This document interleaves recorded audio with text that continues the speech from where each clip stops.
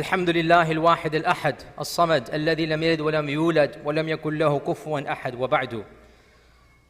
Perhaps some of you have heard of the tragedy that took place a few days ago here in our city of Dallas, where very sad news that a certain brother became angry in a domestic violence case and murdered his wife, Allahul Musta'an, La ilaha illallah, la hawla wa quwwata illa billah. And the 3 or 4 children, the 4 children then became orphans. He was put into jail. We prayed the janazah for her here in this masjid a few days ago. And the 4 children, because there's no immediate relatives, the 4 children have been taken into the foster care system, and we don't know. In all likelihood, they will be given to non-Muslim families. Inshallah, we're going to be giving multiple khutbahs about domestic violence, but because this just happened this week, and we pray janazah right here in this masjid over our sister, may Allah Azza wa Jal accept her shahada and grant her firdaus, it is imperative that we just pause for a second and reflect about our own realities. So much can be said and will be said, inshallah. We'll have specific seminars for this topic in the upcoming months. But first and foremost, 1 millisecond of anger changes an entire life of 6 people. 1 millisecond of anger. La hawla wa la quwwata illa billah. Be careful, brothers and sisters. Be careful of acting in a fit of rage. Our Prophet ﷺ told us, anger is from shaitan. Al-ghadabu min ash-shaytan. When you feel angry, say a'udhu billah, say bismillah, do wudu, sit down, don't act, don't talk. Second point, we've given khutbahs about this, we'll give seminars more about this. The sad taboo of domestic violence. You know, we are taught when you see something, say something. We're taught this about terrorism, whatnot. We need to start applying this within our communities and families. I speak bluntly and loudly and clearly. Every one of you in this audience is responsible for your immediate circle of family and friends, acquaintances and relatives. If you know your cousin, if you know your brother, if you know your immediate friend is abusing his or her spouse, and it's a two-way street. Yes, the majority of abusers are men without a doubt, but sometimes it is the women physically abusing the men. It's a two-way street. It happens on both ways. If you know somebody that is being abused in your own circle, do not stay quiet. Intervene, get involved. And if need be, if it is life-threatening, how can you not call the police to prevent something like this? Brothers and sisters, fear Allah subhanahu wa ta'ala. 4 innocent young children are now in the foster care system. In all likelihood, they're going to be raised by non-Muslims. What can be said here? Monitor and be aware of what is happening in your own circle. Do not tolerate domestic violence.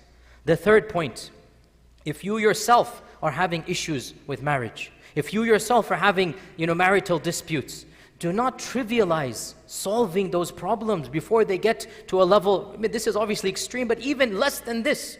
There's nothing wrong with counseling. It's not taboo. In our cultures of back home, in our cultures of our elders, we would think that, these types of psychiatrists, these types of therapists, this is not for normal people. We now know it is meant for normal people. We now know this is nothing. There should be no taboo about getting therapy, about going to a marriage counselor, about figuring out what is going on, bringing in. The Quran references a type of counseling. Allah Azza wa Jal explicitly says, if the 2 of them are about to divorce, let everyone reach out to an elder, let everyone reach out to a hakam, a judge, and let them all come together. Spill all the beans. Be very frank in this private gathering. What is happening? Why is there dispute? And then try to resolve the problem internally before something like this happens. Brothers and sisters, as a community, we have to raise the bar. And the final point, last night we invited a family lawyer, and she explained to us the reality that as soon as something like this happens and the Muslim children get into the foster system, the courts have no time, no luxury to wait 10 months. They have to go immediately to the first family available, a family that has already registered to adopt children. These are foster families. And unfortunately, in our culture and our faith communities, by and large, we don't get involved in this system. Because we don't get involved in this system, I mean, you can't really blame the courts. These are 4 kids. What are you going to do with them? They need a house. They're going to go to the first family that can take them. If they can't take all 4, they're going to separate the kids into different families. And the fact of the matter, 99.99% of the people on that list are not from a Muslim background, which means we need to raise the bar. So yesterday we invited the lawyer. She told us what needs to be done. You need to register with the family services. You need to make a phone call, fill out a form. It doesn't cost any money. It costs minimal amount of time, such that may Allah protect all. And sometimes it's not even an accident. It could be a tragedy, a car accident, let's say. It doesn't have to be a murder. Sometimes things happen and there's no family. There are Muslim children involved. So what I'm asking, those of you who are able to, financially and marital wise and stability wise, if you're able to register yourself, and you have the right to say, I want people from my ethnic background, I want people from my faith community, you have that right. And once that, may Allah protect any family, but once that happens, we want Muslim couples to be on that list. We don't have Muslim couples on that list. And so unfortunately, these 4 kids, in all likelihood, we are not certain, and there's confidentiality, but realistically, we spoke to the people,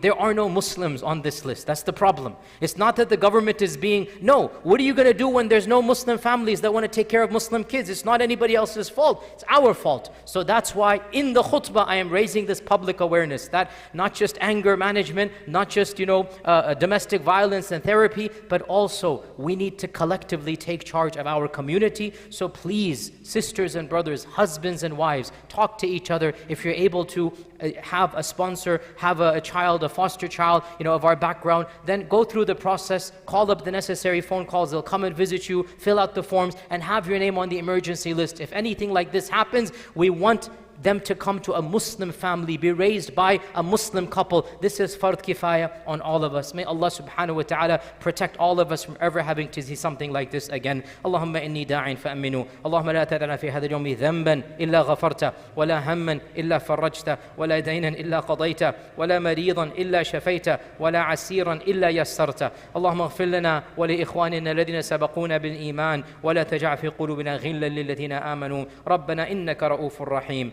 اللهم أعز الإسلام والمسلمين اللهم أعز الإسلام والمسلمين اللهم من أرادنا أو أراد الإسلام والمسلمين بسوء فاشغله بنفسه واجعل تدميره في تدبيره يا قوي يا عزيز عباد الله إن الله تعالى أمركم بأمر بدأ به بنفسه وثنى بملائكة قدسه وثلث بكم أيها المؤمنون من جنه وإنسه فقال عز من قائل عليما إن الله وملائكته يصلون على النبي يا أيها الذين آمنوا صلوا عليه وسلموا تسليما اللهم صل وسلم وبارك وأنعم على عبدك ورسولك محمد وعلى آله وصحبه أجمعين عباد الله إن الله تعالى يأمر بالعدل والإحسان وإيتاء ذي القربى وينهى عن الفحشاء والمنكر والبغي يعظكم لعلكم تذكرون اذكروا الله العظيم يذكركم واشكروه يزد لكم ولذكر الله تعالى أكبر وأقم الصلاة